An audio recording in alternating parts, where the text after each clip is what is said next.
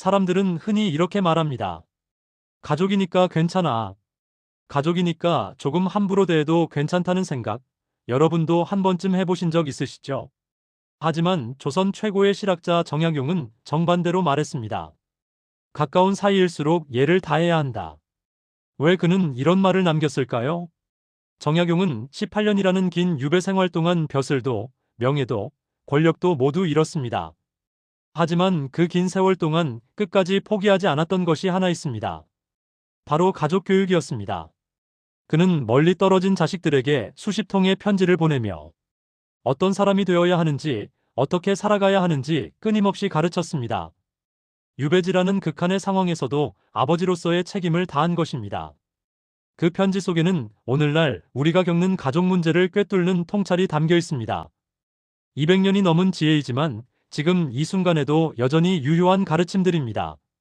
지금부터 정약용이 말한 가족을 지키는 5가지 지혜를 자세히 알아보겠습니다. 첫 번째, 가족이라고 해서 함부로 말하지 마라. 첫 번째 지혜는 가족에게 하는 말에 관한 것입니다. 정약용은 이렇게 말했습니다. 말은 마음의 문이다. 문이 거칠면 그 집안이 무너진다. 말이 얼마나 중요한지를 정확히 꿰뚫어 본 것입니다. 우리는 밖에서는 조심합니다. 회사에서는 존댓말을 쓰고 거래처 사람들에게는 최대한 예의를 갖추고 친구에게도 신경 써서 말합니다. 처음 만난 사람에게는 더욱 조심스럽게 말하죠.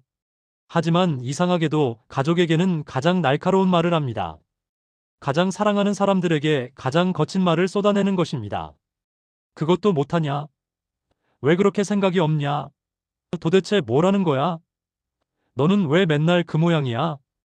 이런 말들은 쉽게 던져집니다. 별 생각 없이 습관처럼 나오는 말들입니다.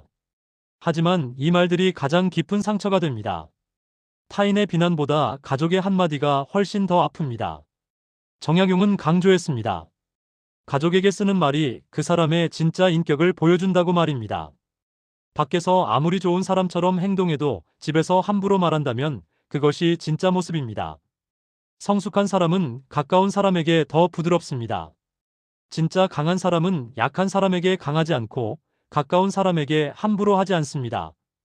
생각해 보십시오. 우리는 왜 가족에게 함부로 말할까요? 어차피 내 편이니까, 가족이니까 이해해 줄 거야. 화내도 떠나지 않을 거야. 이런 안심 때문입니다. 하지만 그 안심이 관계를 망칩니다. 아무리 가까운 사이라도 상처는 쌓입니다. 참아주는 것이 사랑이라고 착각하지만 그 참음에도 한계가 있습니다. 오늘 하루만이라도 기억해 보십시오. 가족에게 하는 말을 한 단계 더 따뜻하게 바꿔보는 것입니다. 왜 이것도 못해? 대신 힘들었겠네. 다음엔 함께 해보자. 맨날 그래. 대신 오늘따라 힘들어 보이네. 무슨 일 있어? 이 작은 변화가 집안의 분위기를 완전히 바꿉니다. 말투 하나로 가족의 행복이 달라질 수 있습니다. 두 번째, 부모는 권위보다 모범으로 가르쳐라. 두 번째 지혜는 자식 교육에 관한 것입니다. 정약용은 자식 교육에서 특히 이것을 강조했습니다. 가르치려 하지 말고 보여주어라. 말이 아니라 삶으로 가르치라는 뜻입니다. 많은 부모가 이렇게 말합니다. 공부해라, 성실해라, 정직하게 살아라, 남을 배려해라. 좋은 말들입니다. 하지만 아이들은 그 말을 듣지 않습니다. 왜냐하면 아이들은 말을 배우는 것이 아니라 삶을 따라 하기 때문입니다. 부모가 무슨 말을 하는지보다 어떻게 사는지를 봅니다. 부모의 행동, 태도, 습관, 그것이 아이에게 그대로 전달됩니다. 핸드폰을 보면서 공부해라고 말하는 부모의 말을 아이가 들을까요? 거짓말을 하면서 정직하게 살아라고 가르치는 부모를 아이가 믿을까요? 배우자를 함부로 대하면서 남을 존중해라고 말하는 부모의 교육이 먹힐까요? 정약용은 검소한 삶을 살았습니다. 높은 벼슬을 했지만 사치를 멀리했고 권력이 있을 때도 욕심을 부리지 않았습니다. 유배지에서도 학문을 멈추지 않았고 하루도 빠짐없이 글을 읽고 썼습니다. 그 모습 자체가 자식들에게 가장 큰 교육이었습니다. 아버지는 어려운 상황에서도 포기하지 않았다. 권력이 없어도 바르게 살 수 있다. 진짜 가치는 겉모습이 아니라 내면에 있다.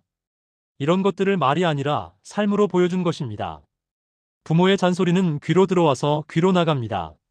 하지만 부모의 모습은 눈으로 들어와서 마음에 새겨집니다. 기억하십시오. 잔소리는 오래가지 않지만 모범은 평생 남습니다. 100마디 훈계보다 한 번의 행동이 더 강력합니다. 당신이 자식에게 바라는 모습이 있다면 먼저 당신이 그렇게 사십시오. 그것이 가장 확실한 교육입니다. 세 번째, 형제는 경쟁하는 사이가 아니라 돕는 사이다. 세 번째 지혜는 형제 관계에 관한 것입니다. 정약용은 형제 간의 우애를 매우 중요하게 여겼습니다. 그는 이렇게 말했습니다. 형제는 한 몸과 같다. 나와 형제를 분리할 수 없다는 뜻입니다. 하지만 현실은 어떻습니까? 부모는 의도치 않게 형제를 비교합니다. 형은 공부를 잘하는데 너는 왜 그러니? 동생은 착한데 너는 왜 그렇게 말을 안 들어? 이 비교가 시작되는 순간 형제는 협력자가 아니라 경쟁자가 됩니다. 누가 부모에게 더 사랑받는지, 누가 더 인정받는지를 놓고 싸우게 됩니다. 성인이 되어서도 마찬가지입니다. 누가 더 성공했는지, 누가 더 잘 사는지, 누가 부모를 더 잘 모시는지. 끊임없는 비교와 경쟁 속에서 형제는 남보다 못한 관계가 됩니다. 정약용은 단호하게 말합니다. 형제가 서로 밀어주면 그 집안은 반드시 흥한다고 말입니다. 한 사람이 잘 되면 다른 사람도 끌어올려주고 한 사람이 어려우면 함께 도와주는 관계. 그런 형제가 있는 집안은 무너지지 않습니다. 반대로 질투가 생기면 아무리 부유해도 결국 무너집니다. 서로 시기하고 경쟁하고 깎아내리는 형제는 결국 모두가 망하는 길로 갑니다. 역사를 보면 명확합니다. 성공한 집안에는 공통점이 있습니다. 형제가 서로 끌어줍니다. 한 사람의 성공을 온 가족의 성공으로 여기고 함께 기뻐합니다. 경쟁 대신 연대를 선택하십시오. 가족은 이겨야 할 상대가 아니라 함께 살아갈 편입니다. 형제의 성공은 나의 실패가 아니고 형제의 행복은 나의 불행이 아닙니다. 오히려 형제가 잘 되는 것이 나에게도 도움이 됩니다. 서로 의지하고 도울 수 있는 관계가 만들어지니까요. 부모님이 계실 때부터 형제 관계를 잘 만들어야 합니다. 부모님이 돌아가신 후에 형제가 남남이 되는 경우를 우리는 너무 많이 봅니다. 유산 문제로, 제사 문제로, 작은 오해로 평생 연을 끊는 형제들을 봅니다. 그런 일이 일어나지 않으려면 지금부터 형제를 경쟁자가 아닌 동반자로 봐야 합니다. 네 번째, 어려울 때 떠나지 않는 것이 진짜 가족이다. 네 번째 지혜는 진짜 가족의 의미에 관한 것입니다. 정약용은 인생의 바닥을 경험했습니다. 한때는 나라의 중요한 일을 맡은 높은 벼슬아치였지만 정치적 모함으로 하루아침에 모든 것을 잃었습니다. 유배지에서 그는 사람들이 하나둘 떠나는 모습을 보았습니다. 어제까지 형님, 아우하던 사람들이 연락을 끊었습니다. 도움을 약속했던 사람들이 모른 척했습니다. 하지만 가족만은 남았습니다. 멀리 떨어져 있었지만 편지로 위로했고 어려운 형편에도 필요한 것들을 보내주었습니다. 그래서 정약용은 이런 말을 남깁니다. 환난을 함께 견디는 사람이 참된 혈육이다. 잘 될 때 곁에 있는 것은 쉽습니다. 성공하고 잘 나갈 때 축하해주고 함께 즐거워하는 것은 어렵지 않습니다. 하지만 어려울 때 지키는 것은 정말 어렵습니다. 가족의 진짜 가치는 평온할 때가 아니라 위기 속에서 드러납니다. 병들었을 때, 사업이 망했을 때, 실수를 했을 때, 세상이 등을 돌렸을 때, 그때 곁에 남는 사람이 진짜 가족입니다. 요즘 많은 가족들이 평소에는 연락도 잘 안 합니다. 각자 바쁘게 살아갑니다. 명절 때나 잠깐 만나고 부모님 생신 때나 얼굴을 봅니다. 그러다가 누군가에게 큰일이 생기면 그때서야 모입니다. 혹시 지금 힘든 가족이 있다면 조언보다 먼저 옆에 있어 주십시오.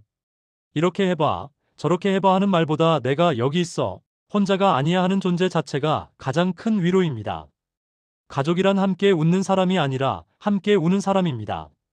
좋을 때만 있는 사람이 아니라 힘들 때도 떠나지 않는 사람입니다. 다섯 번째, 가족이라도 거리는 필요하다. 다섯 번째 지혜는 적당한 거리에 관한 것입니다. 의외로 정약용은 적당한 거리를 강조했습니다. 지나친 간섭은 사랑이 아니라 속박이다. 이것은 많은 사람들이 놓치는 부분입니다. 많은 갈등이 여기서 시작됩니다. 부모는 자식을 통제하려 하고 자식은 이해받지 못한다고 느낍니다. 너를 위해서 하는 말이야라는 말로 포장되지만 사실은 자식의 삶을 부모가 정하려는 것입니다. 이 대학 가라, 이 직장 다녀라, 이 사람과 결혼해라, 빨리 애 낳아라. 부모는 선의로 말하지만 자식에게는 압박입니다. 반대로 자식도 부모에게 지나치게 의존하면 안 됩니다. 이것 해줘, 저것 해줘, 돈 보내줘. 성인이 되어서도 부모에게 모든 것을 기대하면 건강한 관계가 만들어지지 않습니다. 사랑은 붙잡는 것이 아니라 성장하도록 두는 것입니다. 진짜 사랑은 상대방의 선택을 존중하고 비록 내 생각과 다르더라도 그 길을 응원하는 것입니다. 건강한 가족은 서로의 삶을 존중합니다. 가까우면서도 숨쉴 공간이 있는 관계. 도움이 필요할 때는 언제든 달려가지만 평소에는 각자의 삶을 살도록 두는 관계. 그것이 오래 갑니다. 너무 가까우면 숨이 막히고 너무 멀면 단절됩니다. 적당한 거리를 유지하는 것이 관계를 지키는 비결입니다. 정약용이 말한 가족의 본질. 정약용의 가르침을 한 문장으로 정리하면 이것입니다. 가족은 노력 없이 유지되지 않는다. 피로 맺어졌다고 해서 자동으로 좋은 관계가 되는 것은 아닙니다.